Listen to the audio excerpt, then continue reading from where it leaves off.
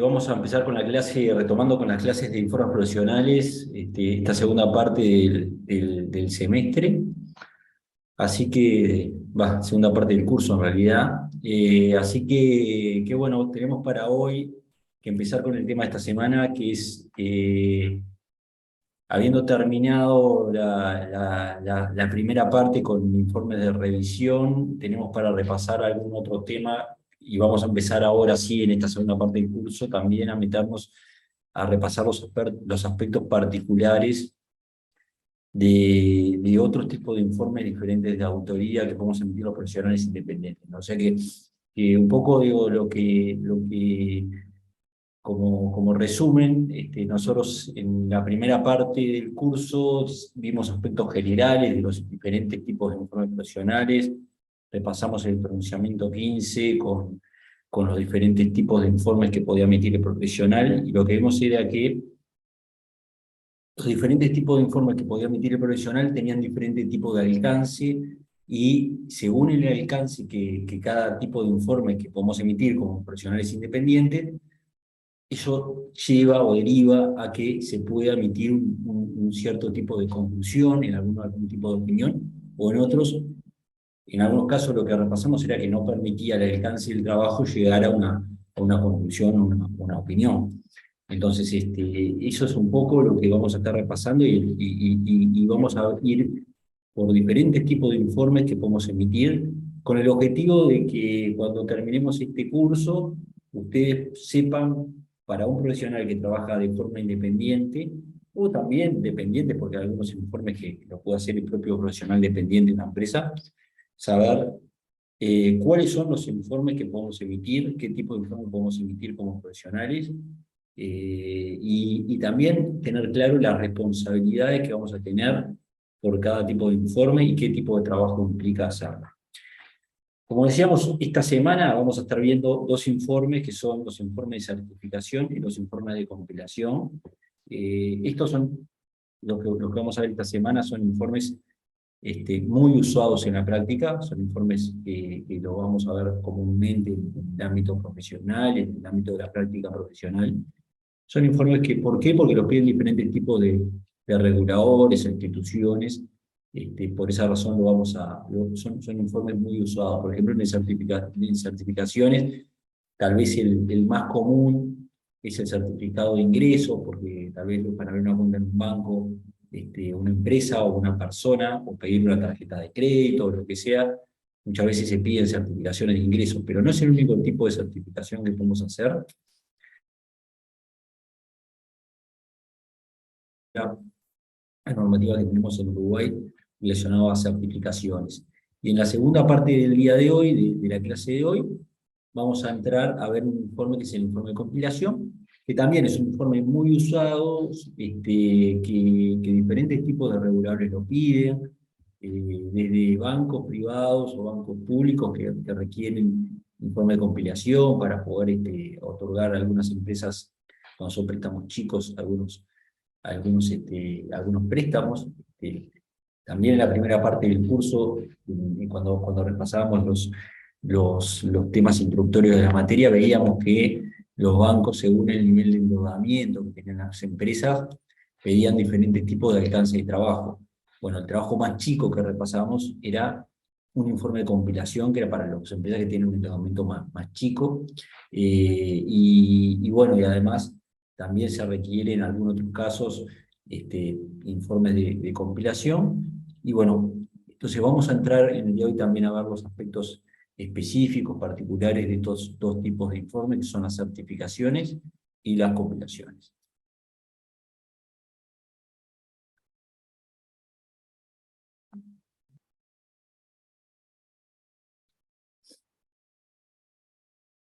Bueno, muy bien.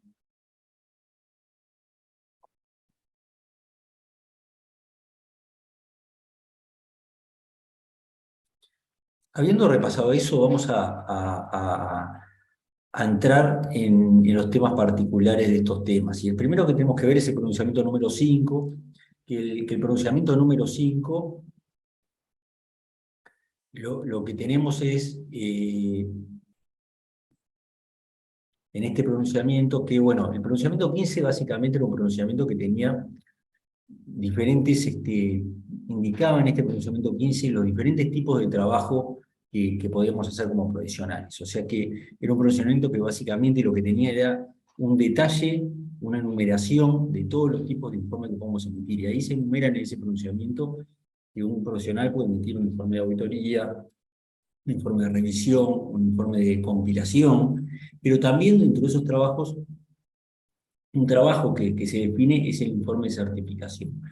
Y además, el pronunciamiento número 15, para cada tipo de informe que podíamos emitir, establecía que hay diferentes alcances en los trabajos. Hay algunos que implican mayor trabajo, mayor alcance, mayor investigación, mayor nivel de profundización sobre los temas del informe que se va a emitir, y otros menos.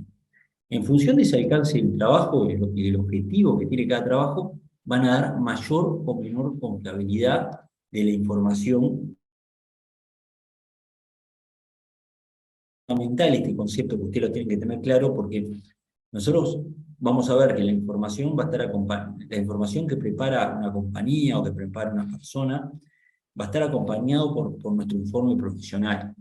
Nuestro informe profesional, el objetivo de que nosotros emitamos un informe es dar algún grado de confiabilidad mayor a la información que va a presentar una empresa. Por ejemplo, si una empresa va a presentar un balance a un banco, nuestro informe acompaña ese balance preparado por la empresa para darle mayor confiabilidad al banco cuando tome sus decisiones sobre esa información presentada por la empresa. En una certificación, lo mismo, cuando nos piden un certificado de ingreso a una persona es porque la persona podría preparar su declaración de ingresos y presentarla al banco, pero el banco lo que exige es que un profesional haga algún tipo de trabajo. Lo importante para tener en claro es que cada tipo de trabajo tiene diferentes niveles de alcance. Entonces nosotros tenemos que saber, como un objetivo fundamental de aprendizaje, es que cada tipo de informe qué grado de confiabilidad otorga, porque si nosotros lo que queremos es tener seguridad muy alta sobre, por ejemplo, un balance, no podemos pedir una compilación, porque la compilación, como lo vamos a ver hoy, no da un nivel de seguridad alta sobre el trabajo sobre los números de la empresa.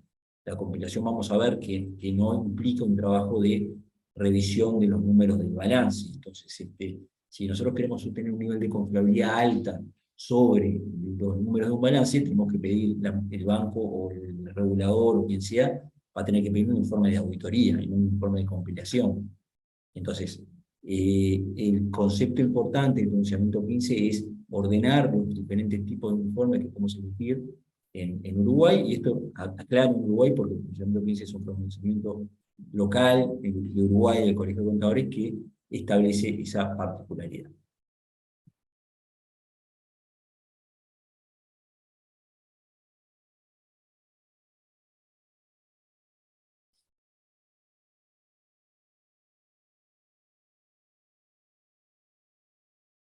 Bueno, vayamos a la certificación. La certificación es un tipo de informe, que es un informe local que tenemos en Uruguay, que está establecido dentro de lo que establece el pronunciamiento 15 del Colegio de Contadores que podemos emitir, y además hay un pronunciamiento del Colegio de Contadores específico que regula el trabajo a realizar en este tipo de informes. Por lo tanto, cuando hablamos de informe de certificación, primer concepto que tenemos que tener es que este es un informe que está regulado por normativa local, que es el pronunciamiento número 16. O sea que si bien hay un pronunciamiento específico del Colegio de Contadores que regula qué trabajo hay que hacer y qué tipo de informe es una certificación de contador público. Y ese pronunciamiento del Colegio de Contadores es el 16. O sea que todo lo que vamos a estar dando en esta clase de hoy, relacionado a certificación de contador público, todo lo que vamos a estar viendo está regulado dentro de lo que establece el pronunciamiento 16. O sea que, para arrancar, ese es un pronunciamiento que todos lo deberían tener y es material obligatorio de estudio, por lo cual el pronunciamiento 16 es algo que tienen que tenerlo y tienen que leer. ¿Por qué se emite un pronunciamiento 16? Bueno, el Colegio de Contadores, al emitir el pronunciamiento, lo que busca es uniformizar el trabajo de los diferentes profesionales. ¿Qué ocurría?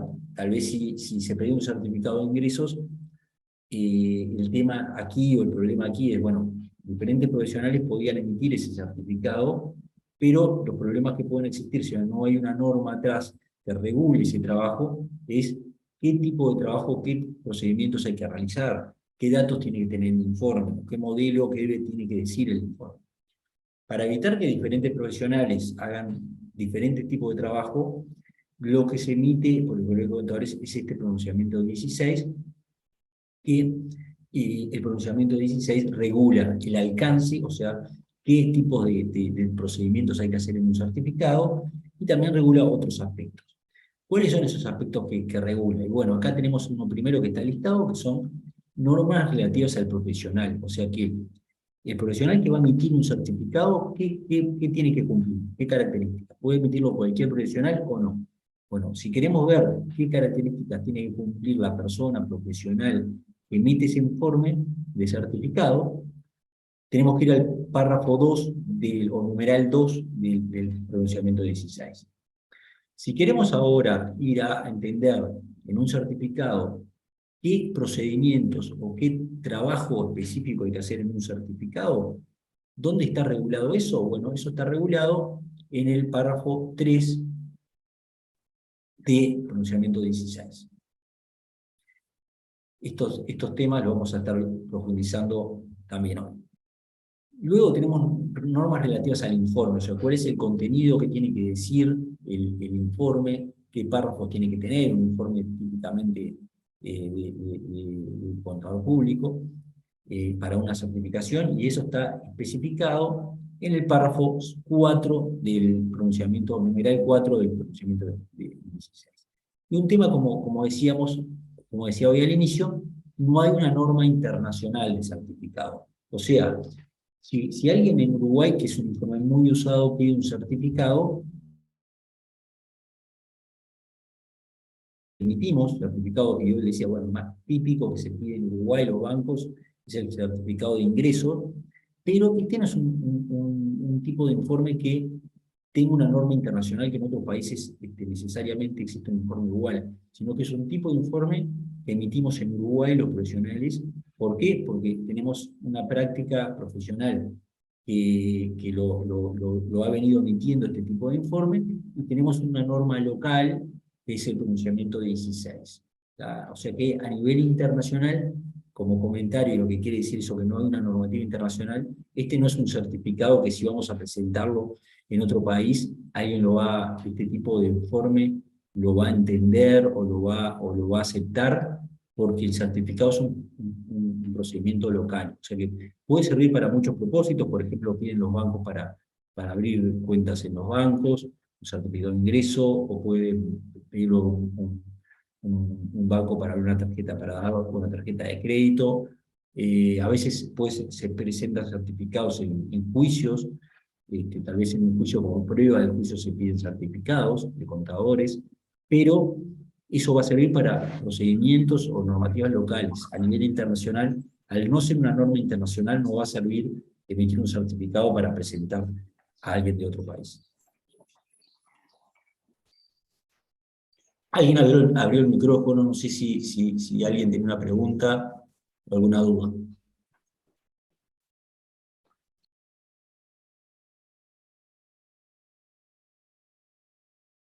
Bueno, si no hay duda, seguimos.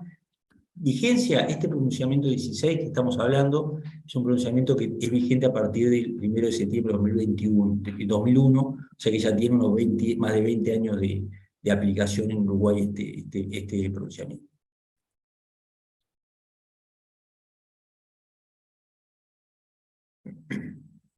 Bueno, aquí un poco la numeración de los párrafos que tiene el certificado, ¿no? Los numerales.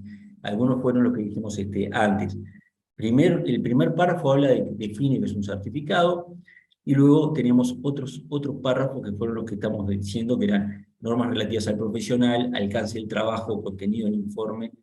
Hay un párrafo específico que es el 5 sobre limitaciones de este tipo de trabajo, y el párrafo 6 o numeral 6 del pronunciamiento del Colegio de Contadores comenta la vigencia, que es la que comentamos anteriormente. Entonces vamos al ahora lo que vamos a hacer es repasar los diferentes numerales de este informe, de este certificado. Acá si hay alguna duda me dicen, me paran y lo vamos repasando. Entonces, definición.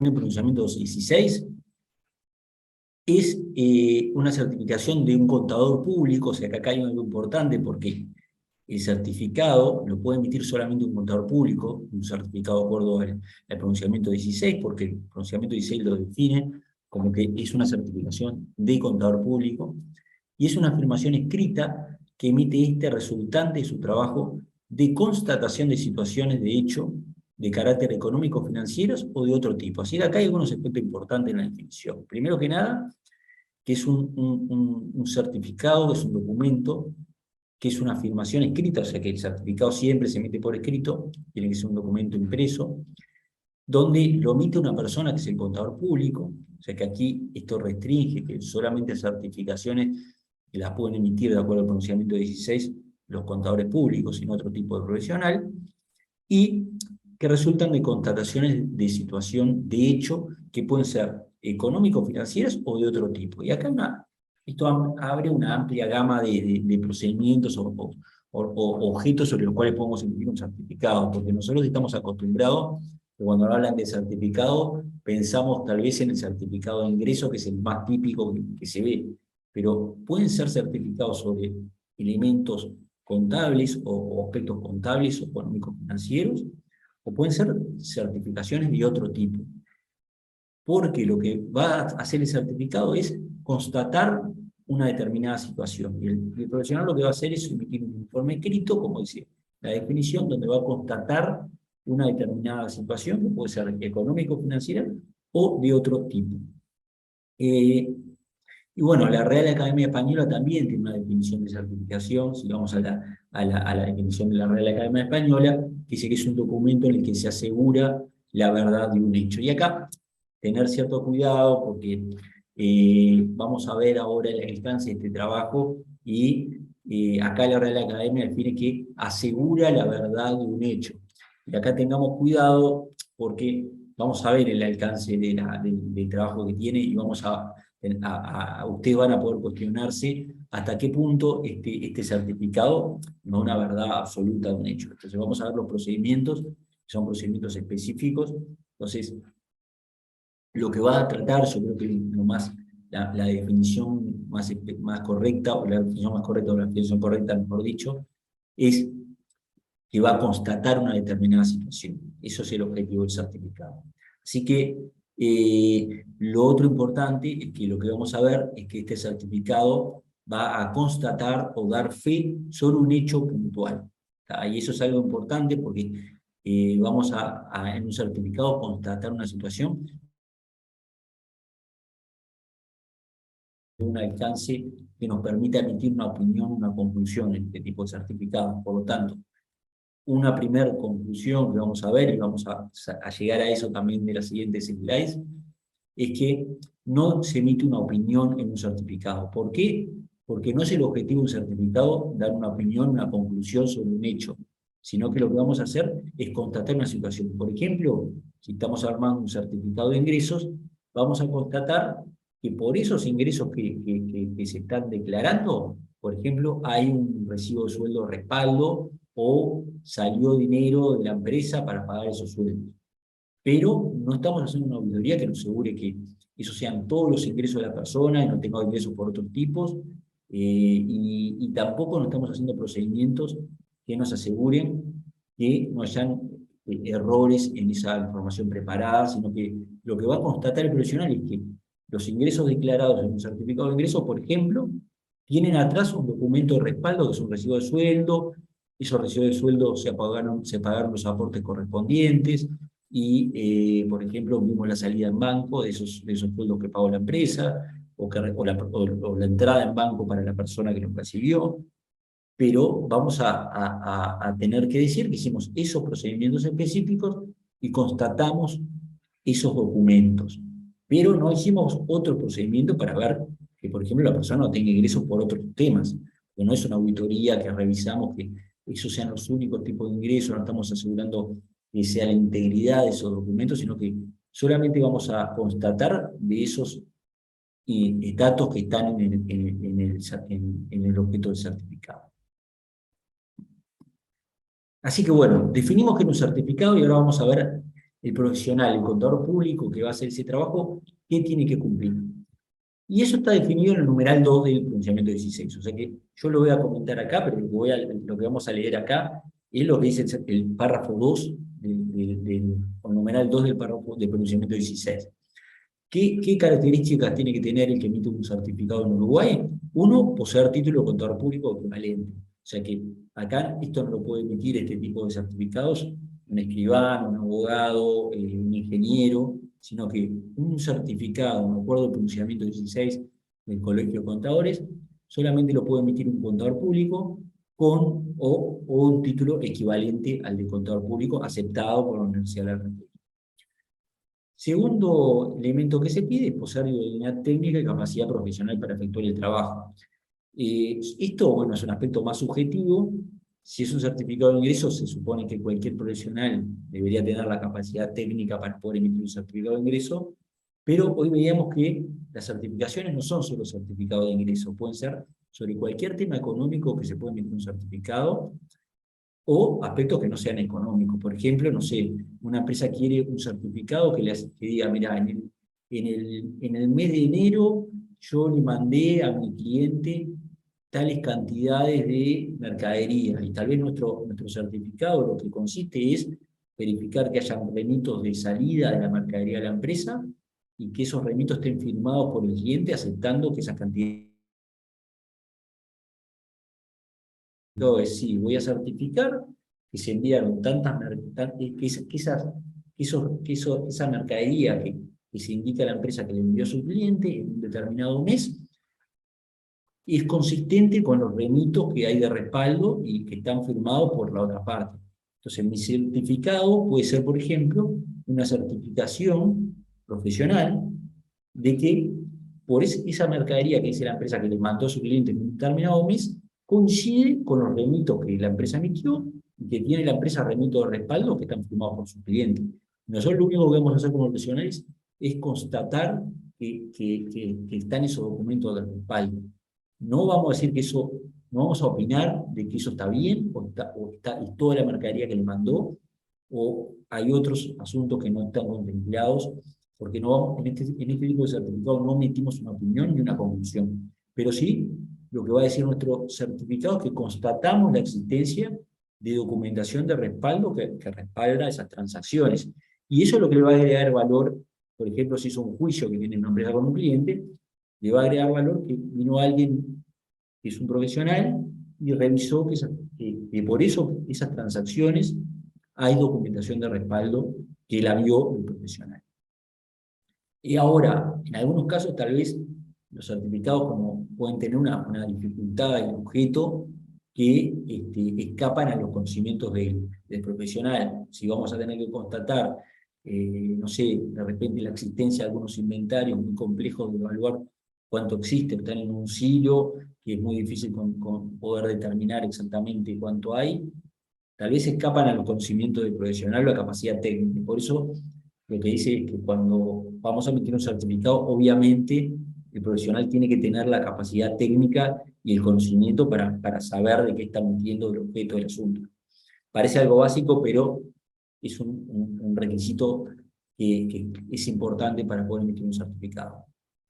Tercero requisito es emitir el certificado con debido cuidado y diligencia profesional, o sea que, y acá la pregunta que podemos tener es, ¿tenemos algún tipo de responsabilidad o somos responsables por el certificado? Sí, tenemos responsabilidades, porque el procedimiento 16 nos dice que el profesional que emite un certificado lo tiene que hacer con debido cuidado y diligencia profesional, o sea que si nosotros decimos que vimos en un certificado de ingreso los recibos de sueldo, que esos empleados están en planilla, y vimos que o que la persona recibió en su cuenta bancario los fondos, tenemos que dejar documentado correctamente eso y tener respaldo de lo que estamos diciendo que vimos.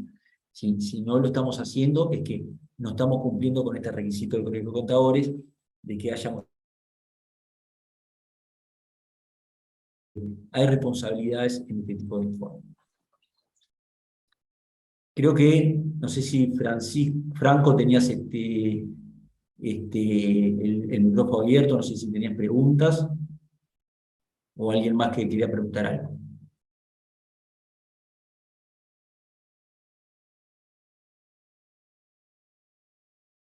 Bueno, estamos todos hasta ahí, parece.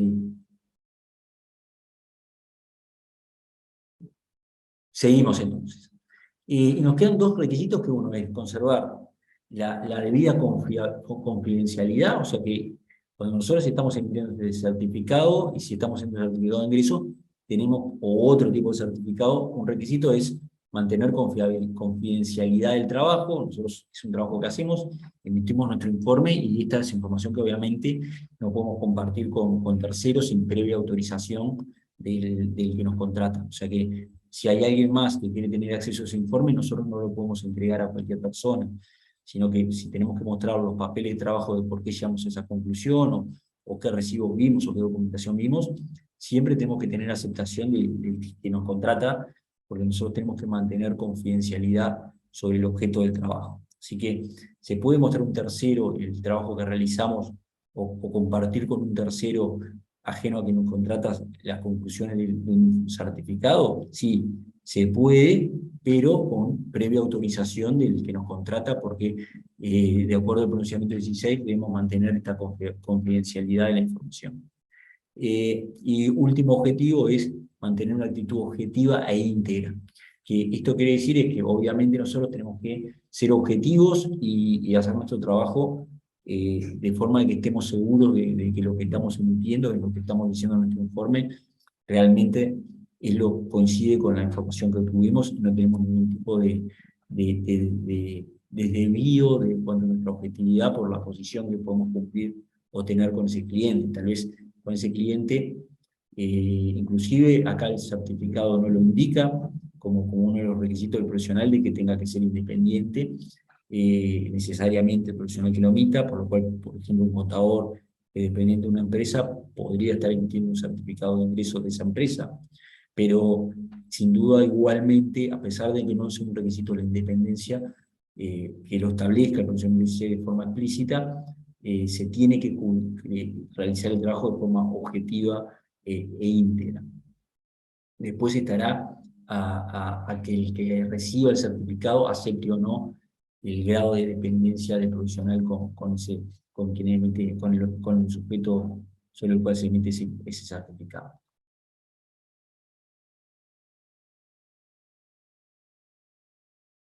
Esto tiene que tener el profesional que emite, fueron los que enumeramos anteriormente. Ahora vamos a ir al numeral 3 del pronunciamiento 16, que es el alcance del trabajo, qué procedimientos mínimos hay que hacer. Así que bueno, esto es una lista taxativa, o sea que es obligatorio cumplirlo, que quiere decir eso, que acá hay una lista en el párrafo 3 o numeral 3 del certificado taxativa, no podemos no hacer esos procedimientos mínimos.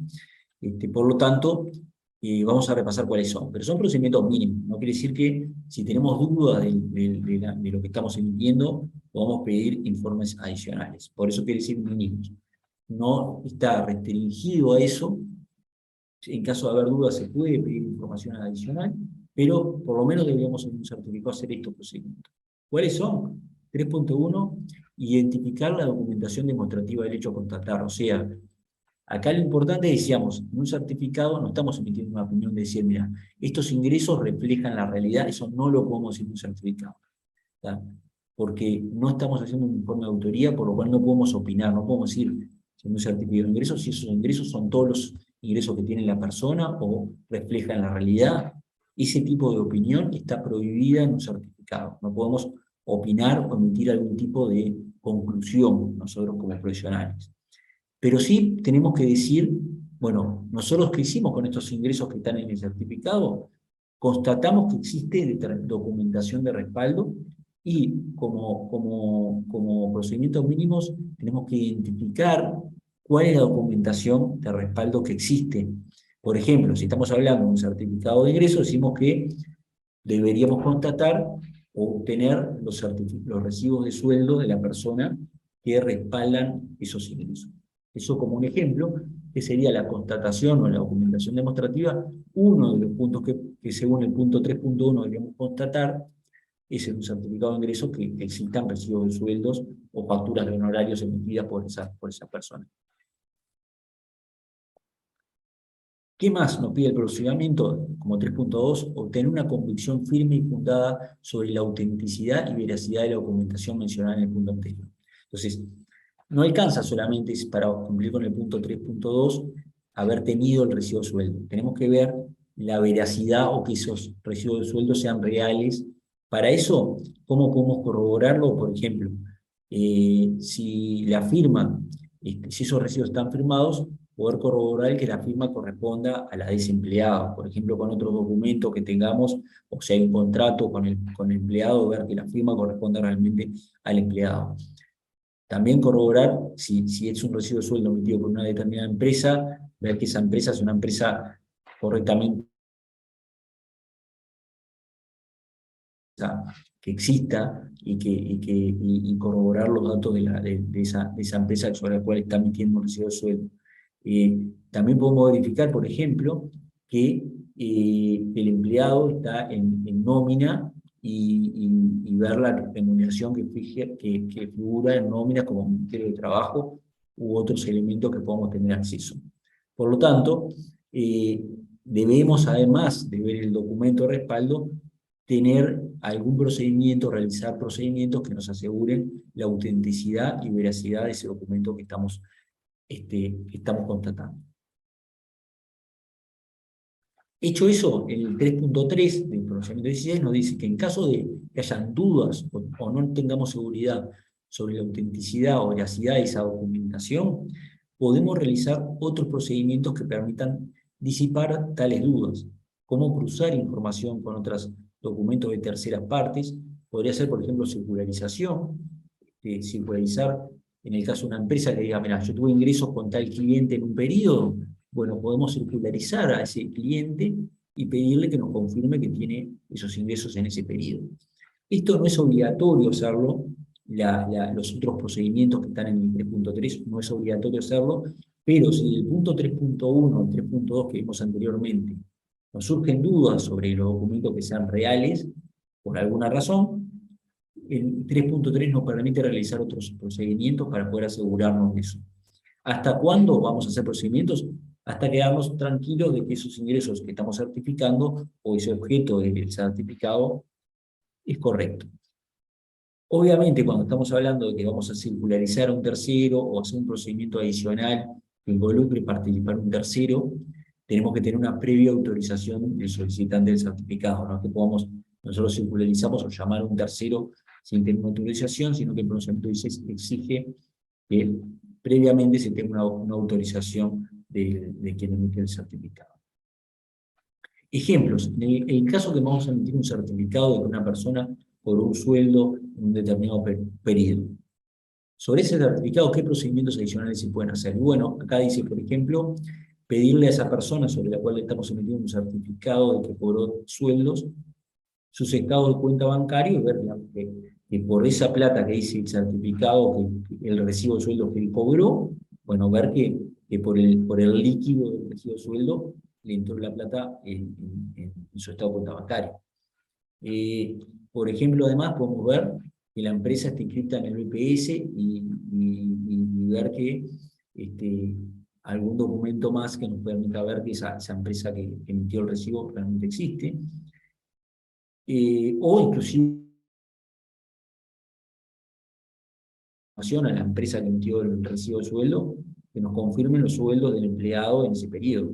Y ahí tenemos una documentación de un tercero, que es una confirmación de los sueldos que le pagó esa persona en un periodo determinado. Eso, como decíamos, si vamos a hacer participar un tercero, tenemos que tener una previa autorización de la persona que nos emitió, que nos pide el certificado. Reflexiones o algunas conclusiones de esto. Bueno, primera reflexión que planteamos es Siempre requerimos una autorización previa del que nos entrega, el que nos solicita el certificado antes de ir con un tercero, lo cual parece algo razonable, no parece algo que no genera ningún problema, pero no podemos, de acuerdo al procedimiento 16, es obligatorio siempre tener una autorización previa de esa persona.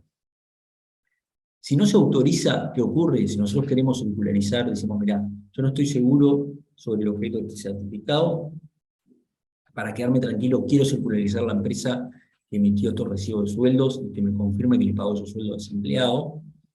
Si no me lo permiten, y para nosotros como profesionales es un procedimiento necesario, sería una limitación al alcance del trabajo y deberíamos dejar una constancia en nuestro informe de que no pudimos realizar los procedimientos necesarios debido a que no se nos autorizó, por lo cual habría una limitación al trabajo sobre ese aspecto específico. Si esa limitación nos parece que es muy significativa para el objeto que estamos emitiendo, podría llevar a que no se pueda emitir el certificado y le tendremos a decir a la persona que si en ese procedimiento no estamos en condiciones de emitir el certificado. Eso está todo avalado con el pronunciamiento 16 y permite que en esas situaciones no se emita el certificado si la magnitud del hecho que nos implica la limitación para nosotros es muy importante. 3.4, hay un requisito más que pide el pronunciamiento 16 sobre los procedimientos a realizar, que es verificar que la empresa o que nos está contratando para emitir el certificado haya cumplido las normas legales, reglamentarias y profesionales relativas a los deberes formales y sustancias referidas a los hechos que se pretenden constatar. Por ejemplo, si estamos emitiendo un certificado de ingresos, es un profesional, nosotros viene una persona que tiene una empresa y nos dice, mira, certificame que tuve ingresos en tal periodo, porque tengo que presentar un certificado de ingresos al banco. Bueno, si nos está diciendo que tuvo determinados ingresos en un periodo, no alcanza solamente con ver las facturas emitidas, ver que le entró la plata en el banco. Tenemos que ver que haya cumplido las normas legales, reglamentarias y profesionales sobre esos ingresos. Que es, por ejemplo, ver que si tuvo ingresos en ese periodo, haya pagado los aportes a la Dirección General Impositiva por esos ingresos. Entonces, la empresa, si tiene un ingreso por X valor, tenemos que ver que por esos ingresos haya emitido facturas formales, si esas facturas son con IVA, el IVA lo haya volcado a la Dirección General Impositiva, si tenía que pagar impuesto a la renta por esos ingresos, haya pagado el correspondiente impuesto a la renta por esos ingresos. De respaldo de esos ingresos, tenemos que ver, según el paso 3.4 del pronunciamiento 16, que esos ingresos están en regla con los deberes formales legales en Uruguay. Por lo tanto, si vamos a certificar un ingreso, tenemos que ver que haya pago los impuestos correspondientes.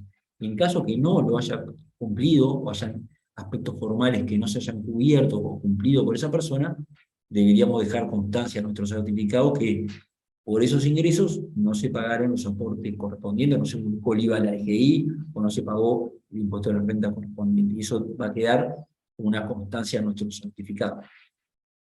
Yendo al ejemplo que estamos siguiendo del certificado o recibo de sueldo, perdón, es si la persona realizó pues si por esos sueldos se realizaron los aportes correspondientes a BPS.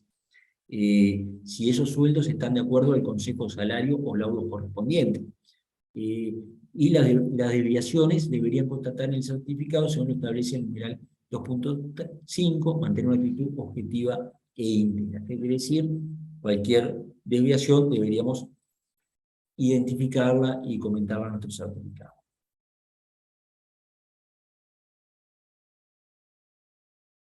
Bueno, y el 3.5 no es un requerimiento del trabajo que aplica a todos los certificados, pero sí en algunos tipos de certificados va a ser necesario hacerlo, que es cuando aplica, verificar que ese objeto del certificado esté registrado correctamente en los libros contables. Si es un recibo de un certificado de ingreso, bueno, ver que esos ingresos coincidan con los ingresos que están registrados en la contabilidad de la empresa a la cual estamos emitiendo un certificado de ingreso en ese periodo. No siempre es necesario que por un certificado de ingreso haya una contabilidad. Por ejemplo, si es una persona física que nos pide un certificado de ingreso para presentar ese certificado de ingreso para obtener una tarjeta de crédito, esa persona física no tiene obligación de tener contabilidad. Por lo tanto, este procedimiento 3.5 en ese caso no sería aplicable. Pero si es una empresa que tiene que tener, por normas legales en Uruguay, contabilidad, sí deberíamos constatar que sus ingresos, si vamos a certificar los ingresos de la empresa en un determinado periodo, ver que esos ingresos coincidan con los que están en la contabilidad. Y finalmente tenemos un procedimiento 3.6 y uno 3.7, que el 3.6 es verificar las operaciones aritméticas, o sea, si nos están pasando una lista o tenemos que certificar ingresos de un periodo y se listan cuáles son las facturas de ese periodo, y hay un total, la verificación aritmética consiste en sumar y verificar que el total coincide con la suma de los documentos que dice la empresa. Eso simplemente, o si hay cálculos que incluye este certificado, ver que los cálculos estén correctamente realizados. Y finalmente, el 3.7 es conservar los papeles de trabajo de los procedimientos. O sea que por todos estos procedimientos del 3.5, 3.1 al 3.6 que decimos recién, tenemos que dejar papeles de trabajo preparados que respalden el certificado que estamos emitiendo. Así que bueno, conclusión, repasamos quién es el profesional que puede emitir un certificado y qué procedimientos tienen que hacer. Entonces, una vez que el profesional hace sus procedimientos, lo siguiente que tiene que hacer es emitir un informe y firmarlo. Entonces, vamos a ver qué es lo que tiene que tener el informe que va a firmar ese profesional. Y acá eso está regulado en el párrafo 4, numeral 4 del pronunciamiento 16. ¿Y qué cosas tiene? Algunas son las cosas básicas que hemos visto en otros tipos de informes. Por ejemplo, ¿cuáles son las cosas básicas?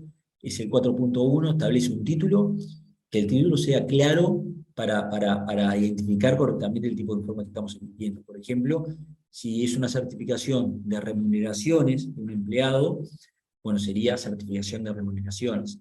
Si es un certificado de ingresos, debería decir el título, certificado de ingresos. Entonces, el título tiene que ser claro con respecto a lo que estamos emitiendo. Y obviamente tiene que aclarar que es un certificado, la palabra certificado debería aparecer. 4.1 nos exige incluir la fecha y lugar de emisión. Esto para establecer qué normativa o qué fecha fue emitido el certificado para lo que va a regular las normas de ese certificado y las normas existentes al momento de emitir ese certificado. También identificar la persona que pide el certificado, que es generalmente quien nos contrata, y quién va a ser el destinatario. Siempre tiene que estar indicado para quién se va a presentar ese certificado. Y acá es algo importante porque ese certificado no es un certificado que debería ser de libre circulación, sino que los certificados siempre son, o tiene que la persona indicarnos para quién lo va a presentar. Por ejemplo, si nos pide una persona, viene, nosotros profesionales, y nos pide que quiere un certificado de ingresos para presentar en un banco para que le den una tarjeta de crédito, nos debería decir para qué banco lo va a presentar y deberíamos identificar en nuestro certificado que es para tal banco. Y ese certificado va a servir solamente para ese banco. Si lo va a presentar en más de un banco, deberíamos emitir un certificado para cada destinatario. Porque el certificado va a servir y tiene que estar siempre indicando a quién se le va a presentar ese certificado.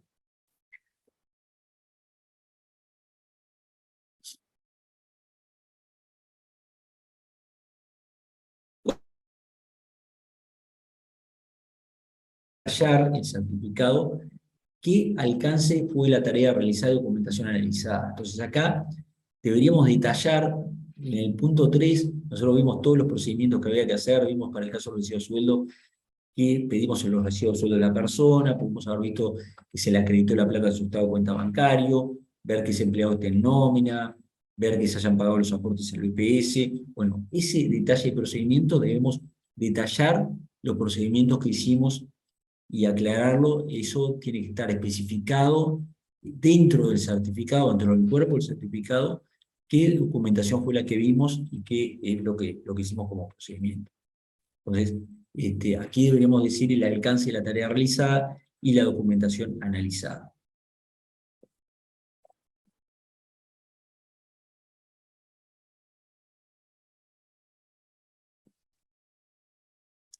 4.6, en el informe se debe manifestar o aseverar el contador que lo que se ha hecho es una constatación de información o constatar la información analizada. Entonces, acá es una conclusión de trabajo de hecho, donde lo que se va a hacer es una constatación de hechos objetivos sin emitir opinión. Y esto es lo importante de un certificado que nos tiene que quedar claro, que en un certificado nosotros como profesionales no estamos en condiciones de decir que la empresa, esos ingresos son reales o si esos ingresos reflejan la realidad o no hay otros ingresos además de esos, porque no hicimos procedimientos de auditoría como para asegurarnos eso. Simplemente lo que estamos diciendo es que por esos listados de facturas o ingresos que dijo la empresa o esas remuneraciones que tiene el empleado en el periodo, nosotros constatamos que hay documentación de respaldo que cumple con las condiciones legales y en Uruguay.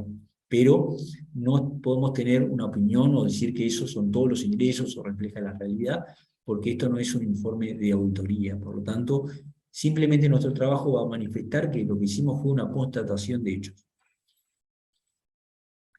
El 4.7 nos exige también incluir en el informe manifestación de la relación del profesional actuante con el ente que solicita el certificado. Por lo tanto, esto es importante porque aquí tendremos que decir si nosotros estamos en una situación, por ejemplo, de independencia, somos un profesional independiente que nos contrata, o tenemos algún grado de relación con quien nos contrata. Por ejemplo, si nos está contratando una empresa que nosotros somos el contador dependiente de esa empresa, eso deberíamos declararlo y manifestarlo. Por lo cual, quien recibe el informe es el que va a definir si eso es aceptable que emita ese certificado un profesional. Emitir ese certificado, si es un banco que lo va a pedir, le va a decir, no, mira, esto tiene que ser emitido por un profesional independiente, no puede ser alguien que sea dependiente de la empresa. Eh, por lo tanto, por ejemplo, si la empresa está en un juicio con un cliente y quiere presentar un certificado para hacer prueba en un juicio, obviamente no le va a servir de prueba que lo emita el propio profesional, el control público dependiente de esa empresa, porque eso le va a quitar este peso, le va a quitar independencia al profesional. Entonces, si bien no es un requisito del pronunciamiento 16, en determinadas situaciones va a ser necesario que la empresa o que el que pida el certificado contrate un profesional independiente, porque en el propio certificado debemos declarar esa relación. Si estamos declarando que no somos independientes, tal vez en alguna situación el que reciba el certificado no lo acepte. 4.8, la firma del contador público, a efectos de identificar al profesional actuante de forma correcta. Así que bueno, repasamos los puntos o el contenido del informe. ¿Qué nos queda? Nos quedan 2 puntos. El 5, que es las limitaciones en caso que las hubiera, y 6, la vigencia, que la vigencia ya un poco la repasamos. Limitaciones, bueno, ¿qué son las limitaciones? Es que limitaciones ocurren cuando nosotros quisimos hacer algún procedimiento y la empresa por ciertas razones nos dice, mira, eso no te autorizo a hacerlo. Por ejemplo, quisimos circularizar a la empresa que contrató a este empleado para chequear que esas remuneraciones sean reales, y el empleado nos dice, no, mira, no quiero que lo circularices a la empresa. Para nosotros eso es un procedimiento que determinamos que era necesario, por lo tanto esas limitaciones deberíamos declararlas como parte del informe y ponerlas en nuestro informe. Entonces cualquier limitación en cumplimiento de las normas establecidas en el punto 3 o en el numeral 3 deberá expresarse en el certificado. Salvo que esas limitaciones sean tan importantes que nosotros digamos, mira, esta limitación es tan importante que no me alcanza con ponerlo como una limitación en el certificado, sino que no puedo omitir el certificado por la relevancia que tiene esa limitación que me está diciendo. Bueno, eso, ¿qué sería una limitación tan relevante? Por ejemplo, que yo le pida los recibos de sueldo y la persona me diga, no, mira, no tengo recibo de sueldo por que respalden esos ingresos. Entonces, si no tiene un recibo de sueldo, esa limitación sería obviamente tan importante que no vamos a poder aceptar el trabajo. Entonces, cuando la limitación es muy relevante, no vamos a poder emitir el certificado. Y finalmente, bueno, la vigencia, el último punto de este tema, la vigencia que está vigente desde el 1 de septiembre de 2021, de 2001, perdón. O sea que ya tiene unos 20 años, un poquito más de 20 años de aplicación en.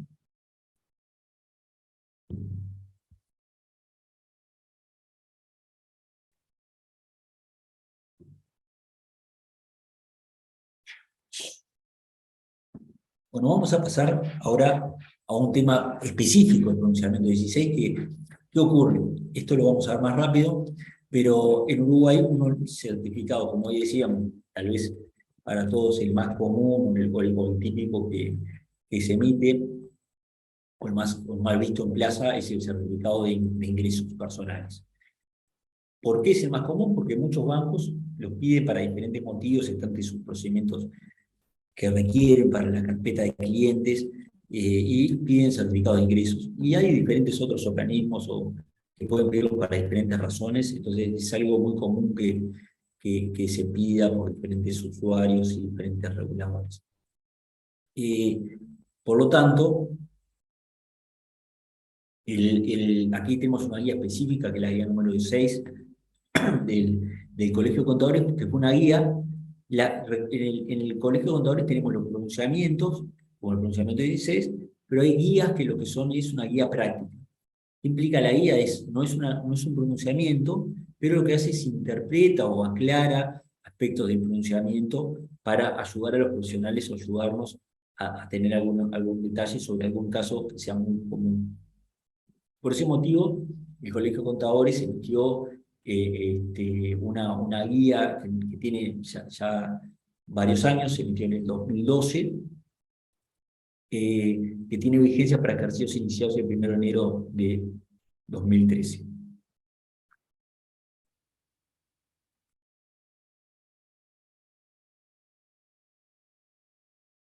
¿Qué objetivos tiene esa guía? Bueno, la guía tiene un objetivo de uniformizar los tipos de trabajo, el alcance del trabajo que realizamos los profesionales cuando emitimos un certificado de ingreso. Entonces vamos a ver un poquito qué aclaraciones tiene. Bueno, la guía se concentra en 4 aspectos, que es las definiciones, ámbito de aplicación, alcance de la tarea y procedimientos mínimos.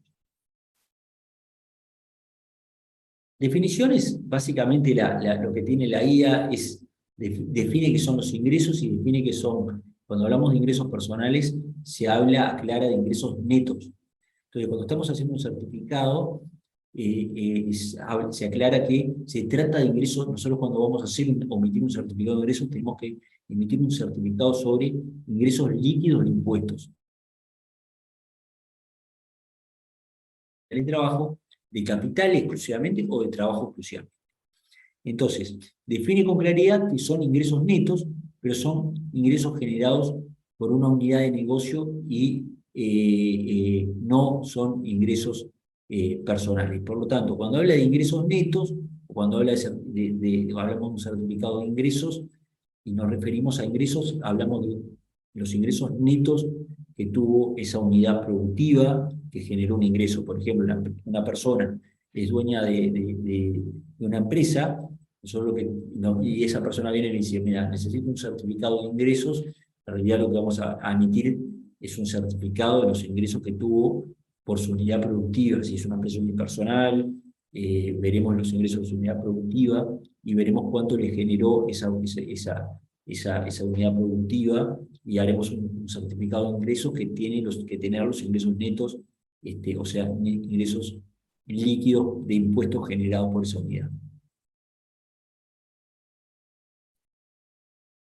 Cuando habla de ingresos personales, que es de una persona, por ejemplo, que es contratada dependiente y por lo tanto no es dueña de una unidad productiva, se habla, la guía define que hablamos de ingresos personales. ¿Qué son los ingresos personales? Son ingresos de una persona física proveniente de actividad comercial, profesional o personal.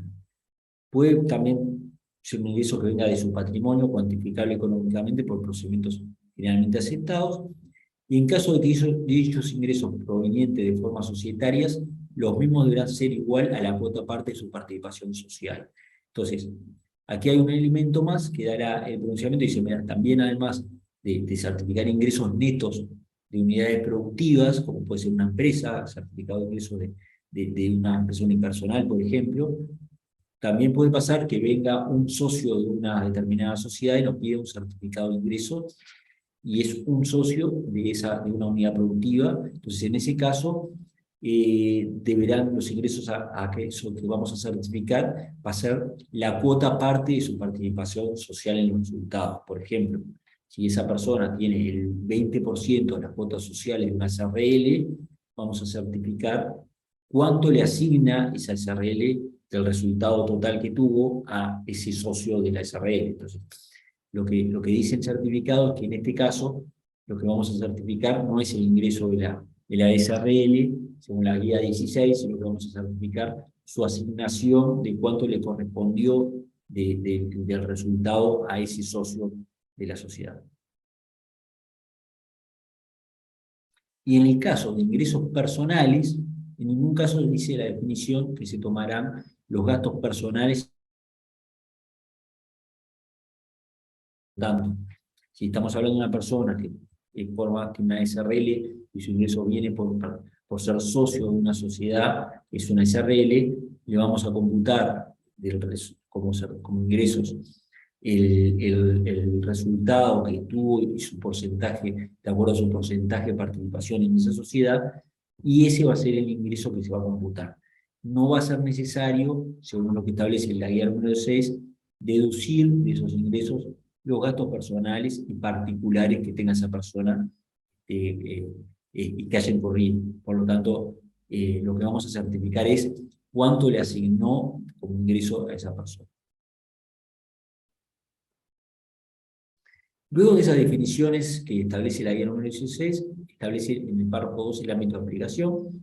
Dice, la norma aplica para los ingresos obtenidos por las personas físicas en su condición de titular, socio accionista de empresas o actividades económicas, comerciales, industrias y de servicios, siendo de aplicación las disposiciones establecidas en el pronunciamiento 18 del Colegio de Contadores, ajustándose a las características de cada empresa. Y acá, cuando habla de ingresos obtenidos por personas físicas en su condición de titular de empresas personales, sería, por ejemplo, tenemos que certificar los ingresos de una persona que tiene una sociedad unipersonal, una persona que es un socio de una SRL o un accionista. También podemos certificar ingresos de empresas o actividades económicas, comerciales, industriales y de servicios. Entonces, aquí el ámbito de aplicación, lo que tenemos que tener en cuenta es que esto habla de ingresos obtenidos por personas físicas en condiciones de, o sea, la guía de estas 6 se concentra en ingresos obtenidos por personas físicas en condiciones de titulares de empresas unipersonales, socios, accionistas o empresas o actividades relacionadas.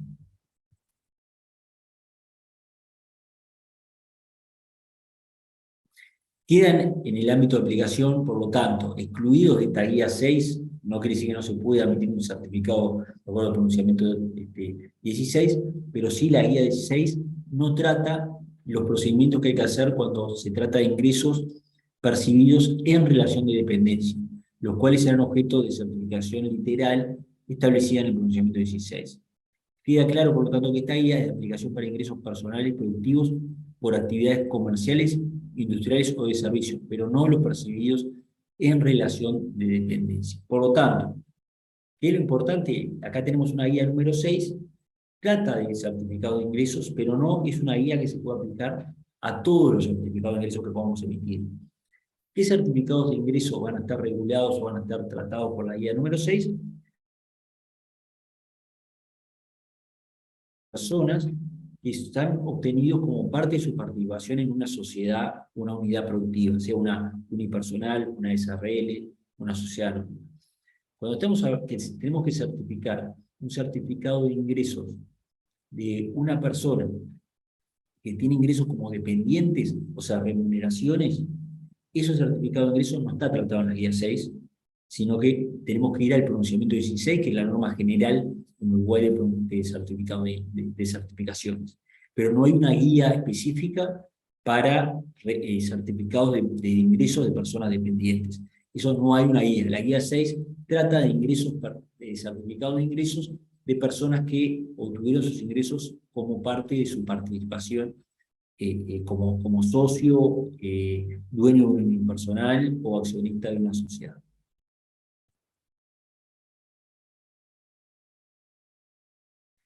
Acotado ese alcance y aclarado eso, la tarea y alcance a realizar está definida como que, bueno, se debe partir de documentos proporcionados por el titular de los ingresos y comprende eh, los siguientes procedimientos tendientes a evaluar la razonabilidad de la documentación presentada.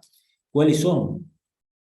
Bueno, y acá se listan algunos procedimientos mínimos que son verificar la procedencia de los ingresos, saber que surjan de ingresos contables, en el caso de que esa empresa tenga contabilidad, y si no provienen de registros contables, verificar además los gastos y costos asociados a efecto de determinar el ingreso neto de la persona, o sea, cuánto fue lo que generó, si es un unipersonal, si no tiene una contabilidad suficiente esa unipersonal, tenemos que constatar los ingresos que tuvo la unipersonal, qué gastos tuvo la unipersonal, de forma a llegar a un ingreso neto o el resultado de esa unipersonal.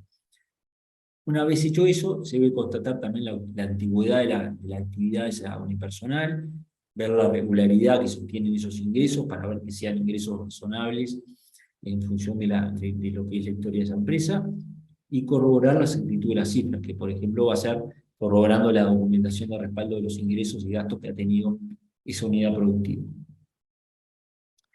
Y finalmente, de acuerdo también a lo que decíamos en el pronunciamiento 16, tenemos que ver que esos ingresos y gastos se hayan obtenido de forma legal, o sea que, por ejemplo, pagándose los impuestos correspondientes.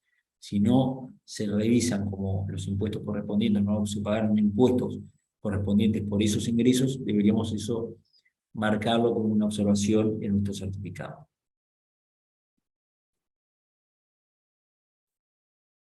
Aquí hay alguna lista de procedimientos que tiene la guía también, como procedimientos mínimos, como revisión de cálculos, compilar la información, emisión del informe,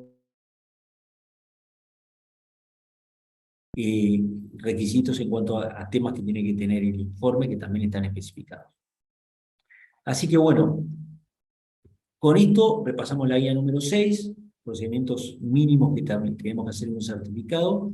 Acá le dejamos los links del pronunciamiento 16 y link de la guía número 6. Estos links lo que llevan es a la página del Colegio de Contadores, así que fácilmente googleándose o buscando en cualquier buscador, nos lleva a la página del Colegio de Contadores, y en la página del Colegio de Contadores para ustedes tan fácilmente accesible tanto el pronunciamiento 16 como la guía número 6, así que es parte del material obligatorio de estudio.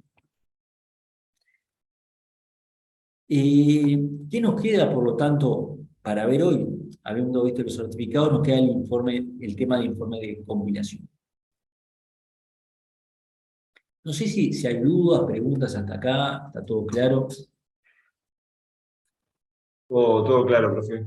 Bueno, bien, sí, cualquier cosa que me paran, no hay problema con que hagan preguntas y vamos a aclarar algún punto. Discúlpame, lo que mencionaste recién de los videitos, ¿dónde es que están disponibles con ese link? En realidad, lo que está disponible son los pronunciamientos, que los links son a la normativa, ¿no? Si hacen clic en estos links, los lleva directamente a la página del Colegio de Contadores, donde está la normativa. O sea que los links estos lo que le van a permitir es descargar la normativa, que es el pronunciamiento 16 y la guía número 6. ¿Ah? Que como les decía, es material obligatorio de estudio, así que eso lo tienen que descargar y más allá que acá en las slides repasamos casi todos los numerales de la guía y lo que establece el pronunciamiento, también es importante que lo descarguen y lo lean directamente en la norma. Perfecto, muchas gracias. Buenos días, que no dije. Buenos días. Bueno, así que visto los certificados, nos queda la segunda parte de lo que tenemos que ver para hoy, que son los informes de compilación. Y este es un tipo de informe muy usado en la práctica profesional en Uruguay, o sea, es un informe que lo vemos mucho en los profesionales, por lo cual, así como también vemos mucho los certificados, particularmente certificado de eso es lo más común, pero se puede usar para diferentes fines un certificado, como decía, tal vez a veces son pruebas en litigios que piden un certificado a un contador sobre constatar una determinada situación, que es una disputa entre una empresa y un cliente o un proveedor. Entonces, es un tipo de informe que es muy usado en plaza, el certificado. A pesar de tener esa particularidad, el certificado, el certificado va a servir, el informe profesional del certificado por el conocimiento 16 va a servir para lo que usamos o presentamos para usuarios de plaza, porque son los que conocen que es un certificado.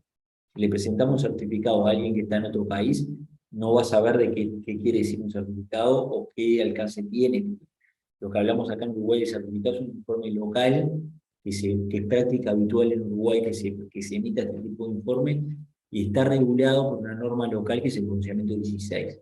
Pero, como decíamos, el certificado es un tipo de informe que tenemos los profesionales en Uruguay que podemos emitir, pero no es un tipo de informe que va a servirnos para presentar en otro país a un accionista, a un regulador de otro país, porque primero que nada, si le decimos que hicimos un informe de acuerdo al pronunciamiento 16, no van a saber ni lo que es el pronunciamiento 16.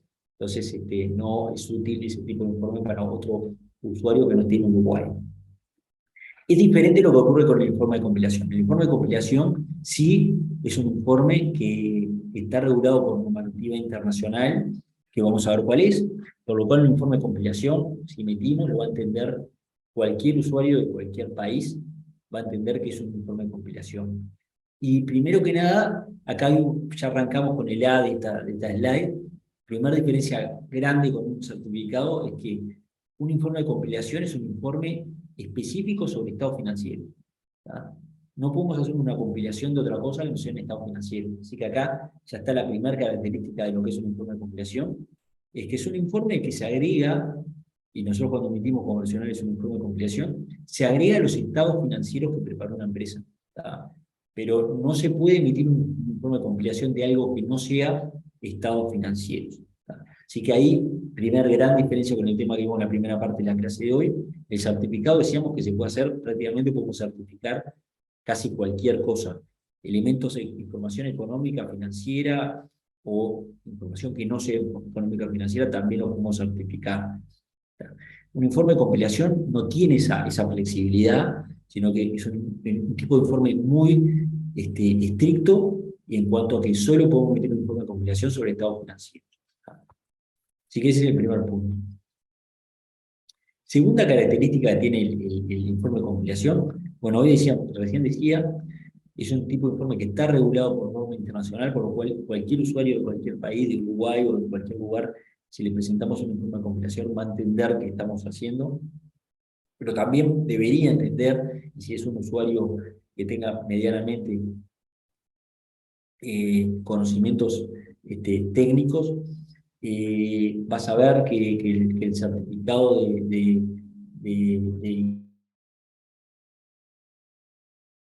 compilación es un informe que no brinda confiabilidad sobre las cifras de los estados financieros.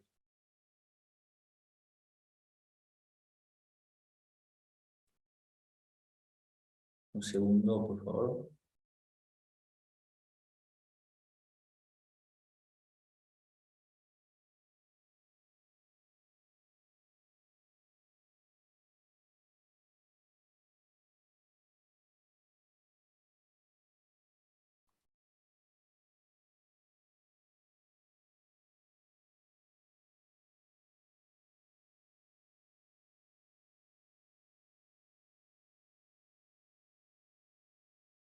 Bueno, ahora sí, disculpen.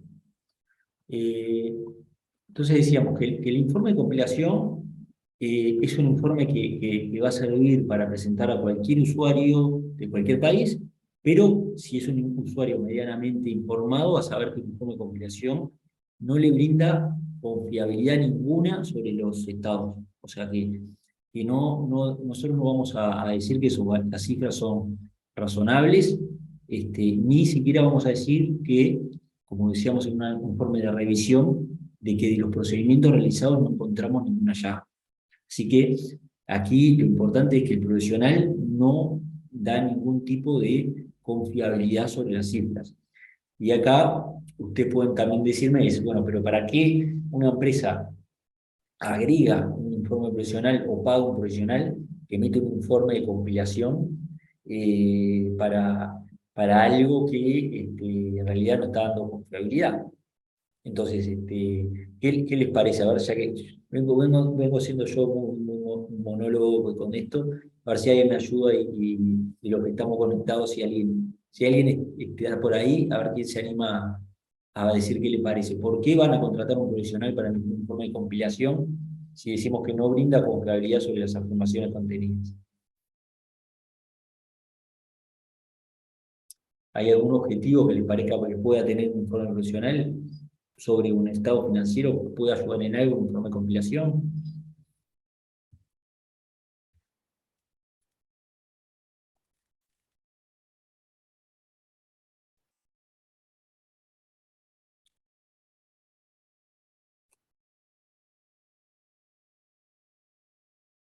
Bueno, a ver, Jano acá comenta, para dar forma a los estados financieros.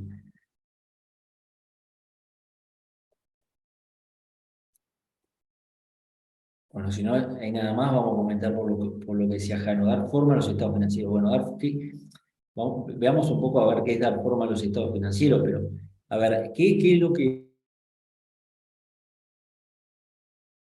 es algo que va en línea un poco a lo que tenemos? Entonces, ¿sirve para algo un informe de compilación o no sirve para nada un informe de compilación? ¿O por qué lo pide la normativa?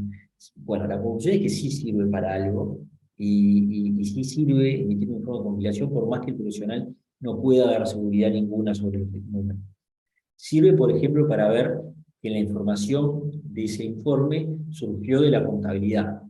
Entonces, si estamos emitiendo un estado financiero que está presentado, nosotros vamos a tener que chequear, por ejemplo, que esa información surge de la contabilidad de la empresa. Entonces, no vamos a asegurar que esas cifras son bien, también no son reales, pero sí parte del certificado del informe de compilación. En nuestro informe de compilación vamos a asegurar que esos estados financieros surgieron de la contabilidad de la empresa. Ahora, que la contabilidad esté bien o mal, no vamos a verificarlo como funcionarios, pero sí le estamos asegurando al usuario que eso coincide con lo que está en la contabilidad. ¿Ah? Y además, dar forma a los estados financieros, podemos entenderlo como que el profesional va a verificar o debe verificar que los estados financieros están armados de acuerdo a las normas contables correspondientes, o sea que cumplen en todos los aspectos que tienen que tener los estados financieros, de acuerdo si está en norma contable en Uruguay, están armados correctamente de acuerdo a normas contables adecuadas en Uruguay. Eso es un poco lo que Jano comentaba de dar forma a los estados financieros, o sea, es una parte de lo que hacemos en una compilación, es decir, ver que se haya presentado la información de acuerdo a normas contables adecuadas en Uruguay. Pero no es lo único, sino que también tenemos que chequear que esa información surja de los registros contables de la empresa. Por lo cual, algún procedimiento se hace y al usuario o el que recibe el informe le va a asegurar algunas cosas que por el grado de riesgo que tiene esa información, le es suficiente con chequear eso, que surge los registros contables de la empresa y que están armados correctamente. Por eso que el usuario acepte un informe de compilación, porque no, por el nivel de riesgo que tienen esa información que va a analizar, no necesita que el profesional le dé seguridad o razonabilidad sobre los números, sino que a ese usuario le va a alcanzar con que el profesional le asegure que eso sale de la contabilidad y está armado correctamente.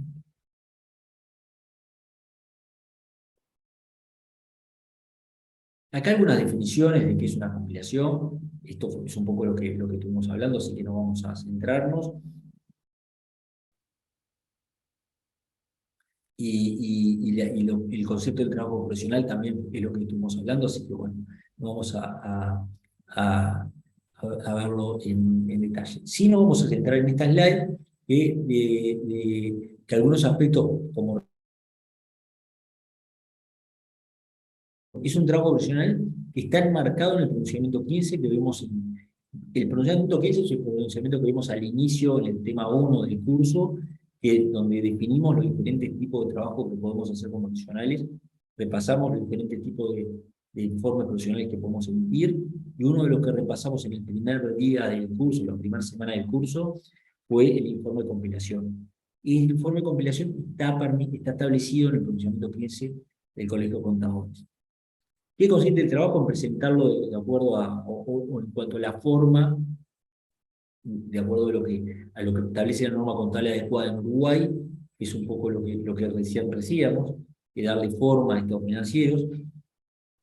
Y además, el tercer punto, el C, literal C de esta slide, debería surgir cuando la empresa tiene, obviamente, información contable suficiente, o tiene contabilidad suficiente, debería surgir de un sistema contable y donde se deje constancia que sean además afirmaciones de la dirección de la empresa.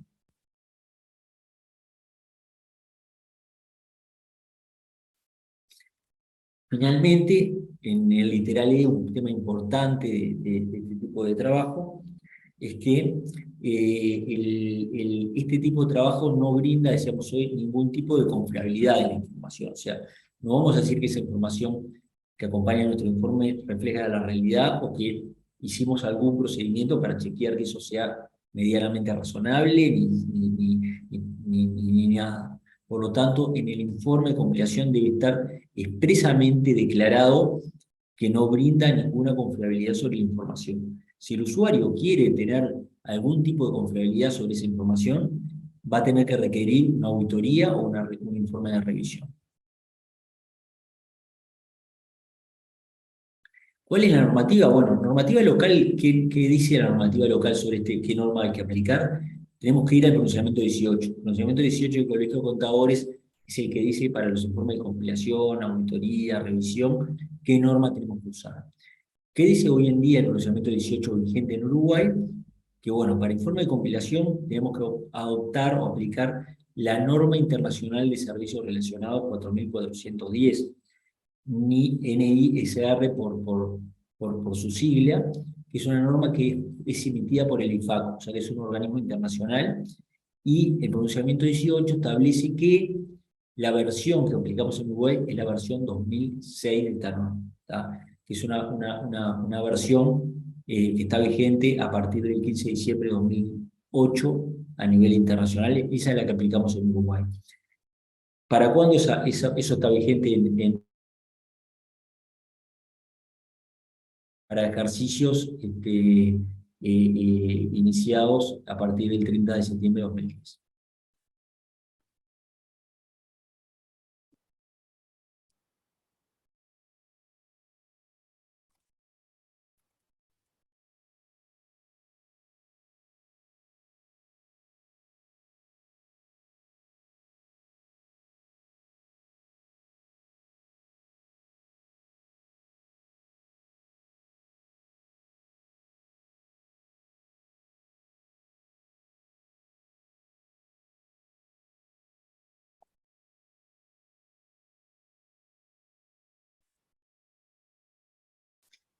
Bueno, muy bien, sigamos.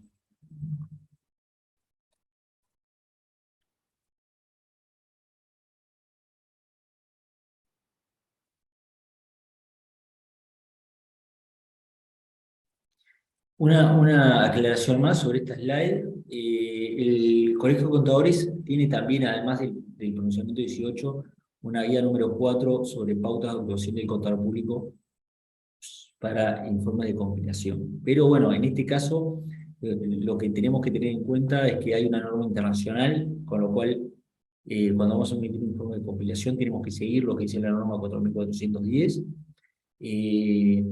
Esta norma establece los requisitos que tenemos, el tipo de informe, qué contenido tiene, o sea que en realidad ya, a diferencia del certificado, es un informe que está regulado de forma internacional. ¿Qué ventaja tiene eso sobre los informes de compilación?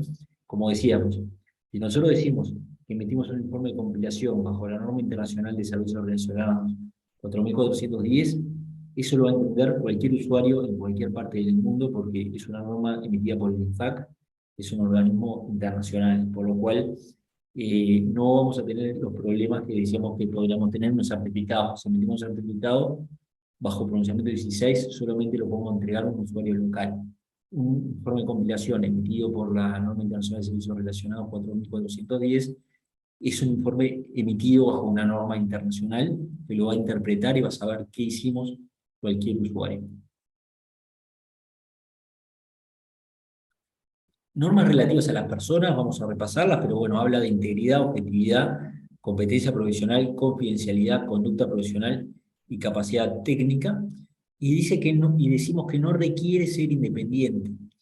O sea que acá hay una característica importante del informe de compilación, que al no requerirse ser independiente, lo puede emitir este tipo de informe cualquier profesional, por ejemplo, un profesional que es el gerente financiero de una empresa, puede firmar un informe de compilación de esa empresa de la cual es dependiente. Se permite, por lo cual es una ventaja que muchas empresas lo usan cuando tienen profesionales que son contadores públicos dependientes y en algunos requisitos de presentación de informe de compilación lo puede emitir el propio profesional que es dependiente de la empresa y no tiene que contratar un tercero. Por lo tanto, eso está permitido por la norma internacional. El profesional que emita este tipo de informe no necesariamente tenga que ser un profesional independiente. Ahora, si no es independiente, sí la norma pide que se aclare en el contenido del informe que va a firmar ese profesional que su relación con la empresa es dependiente. Y ahí un poco va a depender del usuario, obviamente, si acepta eso que sea dependiente o no. Generalmente en este tipo de informe sí se acepta que sea dependiente. ¿Por qué razón? Porque el profesional no está dando ninguna seguridad sobre los números. Simplemente lo que dice es que lo armó de acuerdo a estados financieros y que eso surge la contabilidad.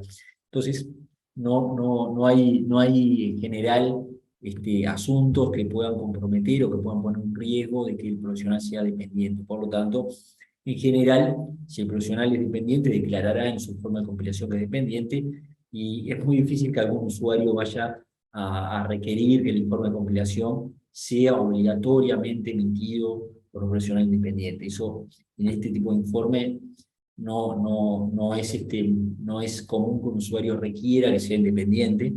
La norma claramente permite que sea dependiente, y en general cualquier usuario acepta un informe de compilación emitido por un profesional dependiente.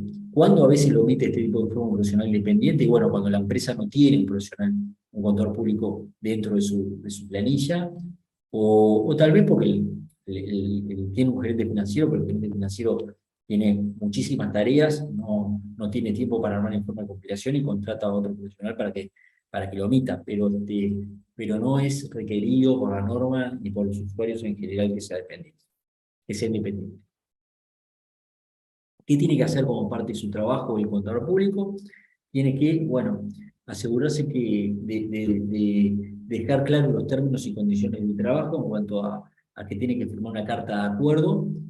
En la carta de acuerdo debe acordar el profesional con la empresa que su informe va a ser un informe de compilación, aclarar que no va a dar ninguna seguridad sobre esas cifras, para dejar claro cuál es su responsabilidad, y cuando se emite el informe y el profesional diga, mirá, no hice ninguna auditoría, ni una revisión, y aclare que no está dando ningún tipo de seguridad sobre esa información, no surja ninguna sorpresa, o que el usuario diga, pero ¿por qué está diciendo que no me auditaste, no me revisaste? Y bueno, el informe, realmente el objetivo del informe de compilación es eso.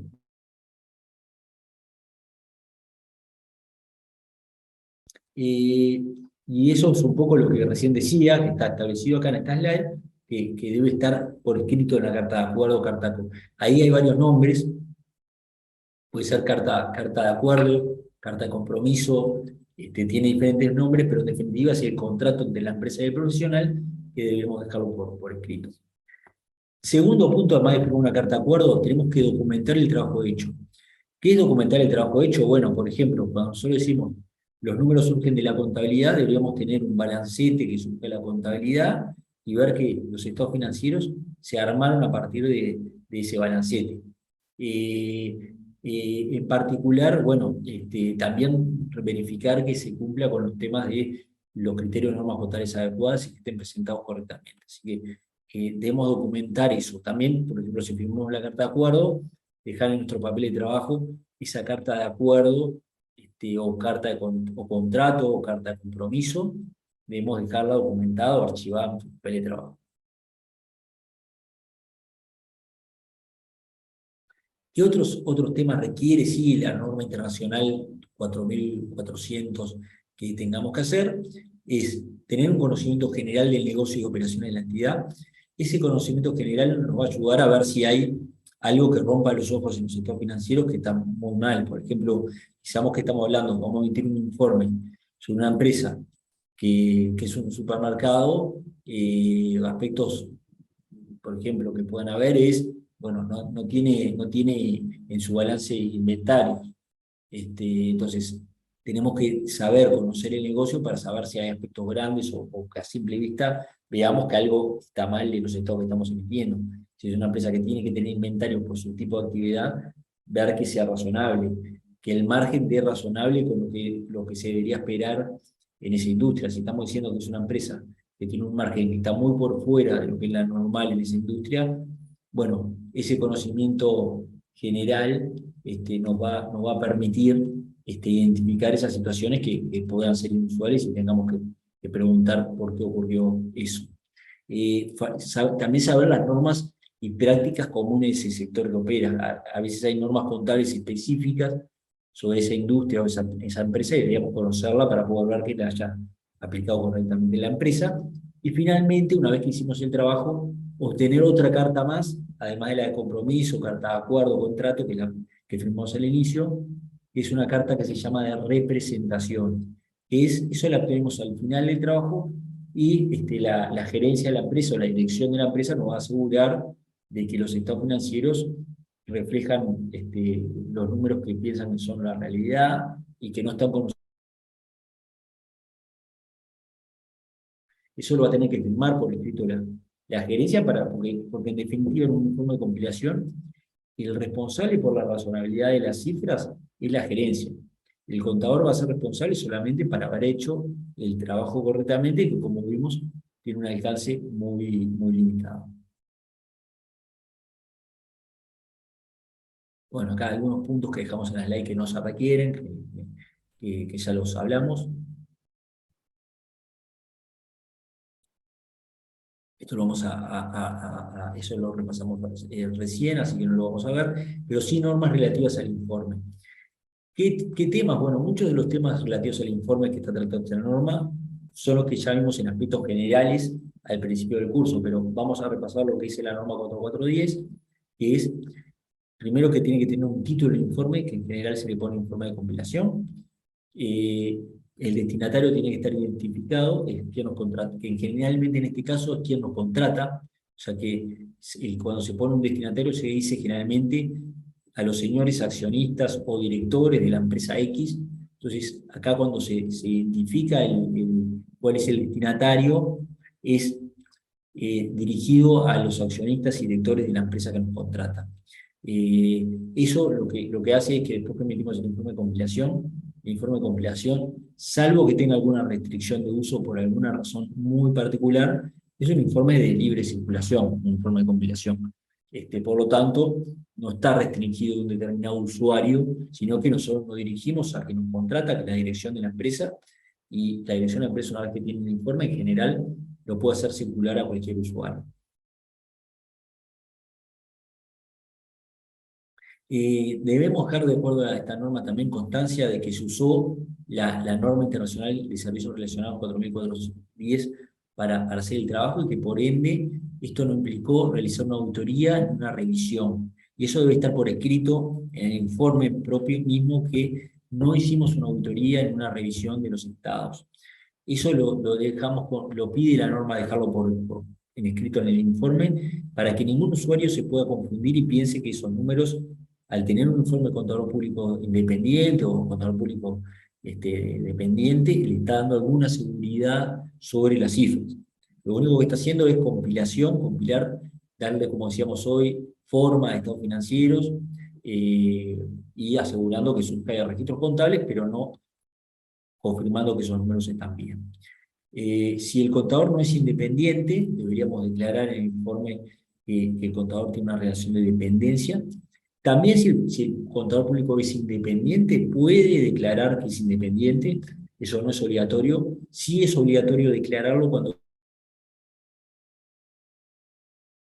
exige que declare su relación. Si es independiente, una práctica habitual, por lo menos en plaza, es que el profesional declara que es independiente a la empresa, pero no es obligatorio que lo declare.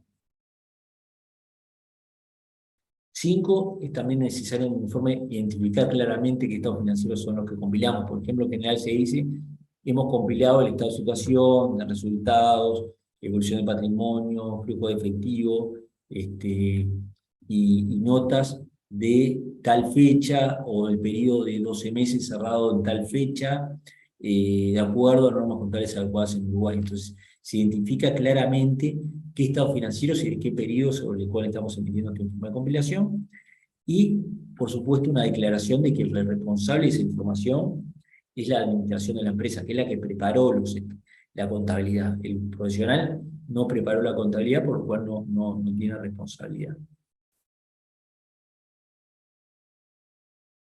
Bueno, hubo alguna desviación, o detectamos alguna desviación en este informe. Deberíamos declararlo también como una salvedad en un informe de compilación. ¿Puede ocurrir una salvedad si, por ejemplo, si algún hecho, por nuestro conocimiento de la empresa, identificamos que hay errores, pero no porque hayamos hecho procedimientos específicos, porque no lo requiere la norma, pero tal vez por la parte inicial que decía que debemos tener conocimientos generales, tal vez algo nos llamó la atención, le preguntamos a la gerencia y nos dice, sí, mirá, no, por un tema de tiempo nos llegamos a ajustar tal situación y hay un error en tal elemento. Bueno, si surge del conocimiento del profesional algún error que sea material, lo tiene que poner con una salvedad en el informe de compilación, porque llegó el conocimiento del profesional. Por más de que no era obligatorio hacer un procedimiento para detectarlo, todo lo que surja en nuestro conocimiento, sí es obligación nuestra ponerlo en nuestro informe. Por lo tanto, cuidado con eso, que no tengamos responsabilidad sobre las cifras de los estados y notas, sobre las cifras de dar una opinión. No quiere decir que si estamos en conocimiento de que algo está mal sobre esos números, no tengamos que informarlo. Al contrario, si estamos en conocimiento por nuestra relación con la empresa o porque llegó a nuestro conocimiento de alguna forma que hay errores en esa información o esa información no refleja la realidad, eso deberíamos dejar constancia en nuestro informe profesional. Y bueno, finalmente, obviamente, tenemos que dejar la fecha del informe y la dirección o el país donde se emitió ese informe. La fecha y el país donde se emitió, o la ciudad donde se emitió ese informe, acota cuál es la normativa aplicable en el caso que haya cualquier juicio o cualquier tema que afecte al profesional.